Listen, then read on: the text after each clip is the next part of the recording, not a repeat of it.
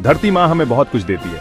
उसकी गोद में बसे ये हरे भरे जंगल, कल कल बहती नदियां और ऊंचे ऊंचे पहाड़ हमें जीवन का असली अर्थ सिखाते हैं। यहाँ की हरियाली और शांति हमें सुकून देती है और हमें प्रकृति के करीब लाती है। ये चीजें हैं प्राकृतिक संसाधन। ये संसाधन हमें धरती से मिलते हैं और हमारे जीवन के लिए अत्यंत महत्वपूर्ण है। चाहे वो ऊंचे पहाड़ हों या गहरी घाटियां, हर एक प्राकृतिक संसाधन का अपना महत्व है। हवा, पानी, मिट्टी, पेड़ पौधे, खनिज, ये सब प्रकृति के तोहफे हैं। हवा हमें सांस लेने के लिए ऑक्सीजन देती है, पानी जीवन का आधार है, मिट्टी में उगते हैं हमारे खाने के लिए अनाज, पेड़ पौधे हमें छाया और फल देते हैं, और खनिज हमारे उद्योगों के लिए आवश्यक हैं। इनके बिना हम जीवित नहीं रह सकते। ये संसाधन हमारे जीवन का आधार हैं। जब हम प्रकृति के साथ समय बिताते हैं तो हमें उसकी महत्ता का एहसास होता है। परिवार के साथ पिकनिक मनाना हो या पहाड़ों में ट्रैकिंग करना, हर एक अनुभव हमें प्रकृति के करीब लाता है। हम इन्हीं संसाधनों से खाना उगाते हैं, घर बनाते हैं और जीवन जीते हैं। किसान खेतों में मेहनत करते हैं ताकि हमें ताजे फल और सब्जियां मिल सकें। ग्रामीण इलाकों में लोग प्राकृतिक सामग्री से अपने घर बनाते हैं जो पर्यावरण के अनुकूल होते हैं। सामुदायिक बागवानी और पारिवारिक खेती से हम अपने भोजन की सुरक्षा सुनिश्चित करते हैं।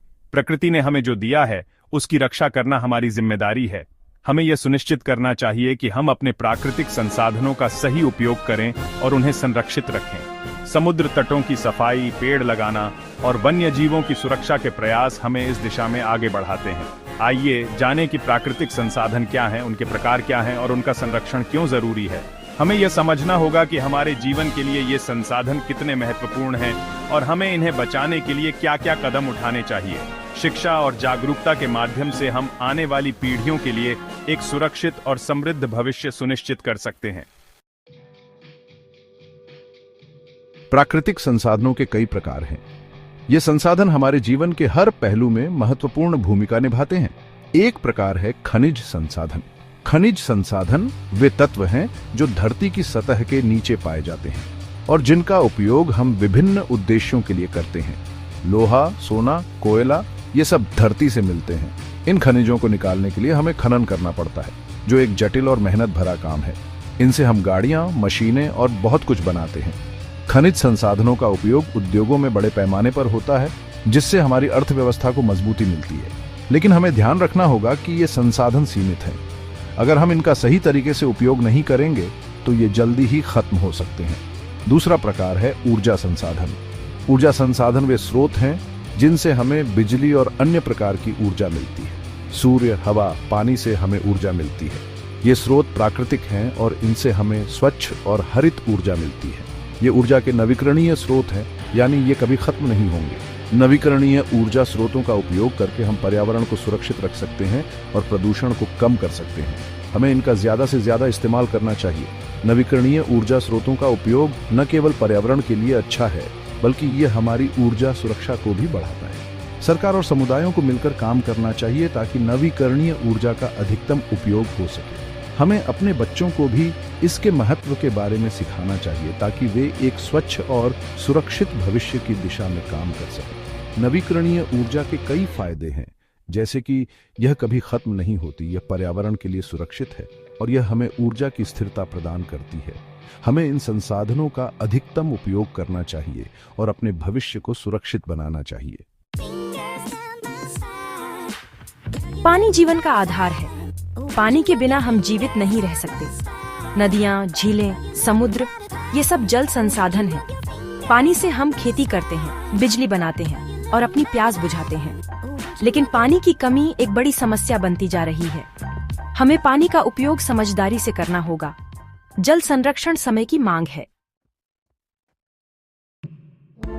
हवा में ऑक्सीजन होती है जो हमें सांस लेने के लिए जरूरी है। वायुमंडल हमें सूर्य की हानिकारक किरणों से भी बचाता है, लेकिन प्रदूषण के कारण हवा दूषित होती जा रही है।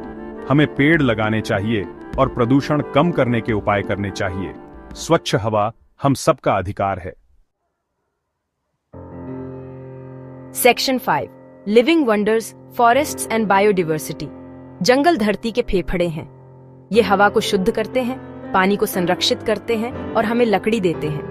जंगलों में तरह तरह के जीव जंतु रहते हैं। यह जैव विविधता कहलाती है। जैव विविधता धरती के पारिस्थितिकी तंत्र के लिए बहुत जरूरी है। हमें वनों की कटाई रोकनी होगी और जैव विविधता का संरक्षण करना होगा। Section 6. The price of excess. Consequences of over-exploitation. जब हम प्राकृतिक संसाधनों का जरूरत से ज्यादा दोहन करते हैं तो इसके गंभीर परिणाम होते हैं। पानी की कमी, वायु प्रदूषण, जलवायु परिवर्तन, ये सब इसके उदाहरण हैं। प्राकृतिक संसाधनों का अत्यधिक दोहन हमारे अपने पैर पर कुल्हाड़ी मारने जैसा है। इससे हमारी आने वाली पीढ़ियों का भविष्य खतरे में पड़ जाएगा। Section 7. A sustainable future. The need for conservation. प्राकृतिक संसाधनों का संरक्षण समय की मांग है। हमें ऐसी जीवन शैली अपनानी होगी जो टिकाऊ हो, यानी हमें अपनी जरूरतों को पूरा करते हुए आने वाली पीढ़ियों का भी ध्यान रखना होगा। संरक्षण का अर्थ है संसाधनों का उपयोग समझदारी से करना और उन्हें बर्बाद न करना। यह हम सबकी जिम्मेदारी है। Section 8. Every drop counts. Practical steps for conservation. प्राकृतिक संसाधनों के संरक्षण के लिए हम कई छोटे छोटे कदम उठा सकते हैं। पानी का उपयोग कम करें, बिजली बचाएं, प्लास्टिक का इस्तेमाल कम करें, पेड़ लगाएं। जब हम सब मिलकर प्रयास करेंगे तभी हमारी धरती सुरक्षित रहेगी। हर छोटा कदम मायने रखता है।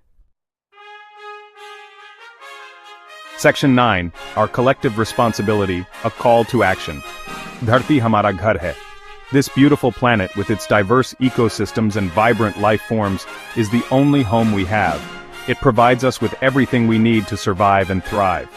From the air we breathe to the water we drink, from the food we eat to the natural beauty that inspires us, Earth is our sanctuary. इसकी रक्षा करना हम सब की जिम्मेदारी है। Every action we take, no matter how small, has an impact on the environment. When we come together as a community to clean our beaches, plant trees, and reduce waste, we are taking steps to protect our planet. These collective efforts are crucial in ensuring that our natural resources are preserved for future generations. प्राकृतिक संसाधनों का संरक्षण सिर्फ सरकार या कुछ लोगों का काम नहीं है। It is a shared responsibility that requires the participation of each and every one of us. Governments and organizations can create policies and provide resources, but real change happens when individuals take action. By recycling, conserving water, and reducing our carbon footprint, we contribute to a healthier planet. बल्कि यह हम सबका कर्तव्य है. It is our duty to educate ourselves and others about the importance of environmental conservation. Schools, communities, and families play a vital role in fostering a culture of sustainability. By teaching the younger generation about the value of nature and the impact of their actions, we can inspire them to become stewards of the environment. आइए, हम सब मिलकर प्रण लें कि हम अपनी धरती की रक्षा करेंगे. Let us all come together and pledge to protect our Earth. By uniting our efforts, we can create a powerful force for change. Whether it's through community cleanups, conservation projects, or simply making more sustainable choices in our daily lives, every action counts. और आने वाली पीढ़ियों के लिए एक सुरक्षित और स्वस्थ भविष्य का निर्माण करेंगे. Together, we can build a safe and healthy future for the generations to come. Our actions today will determine the quality of life for our children and grandchildren. Let us be the change we wish to see in the world and ensure that our planet remains a thriving home for all living beings.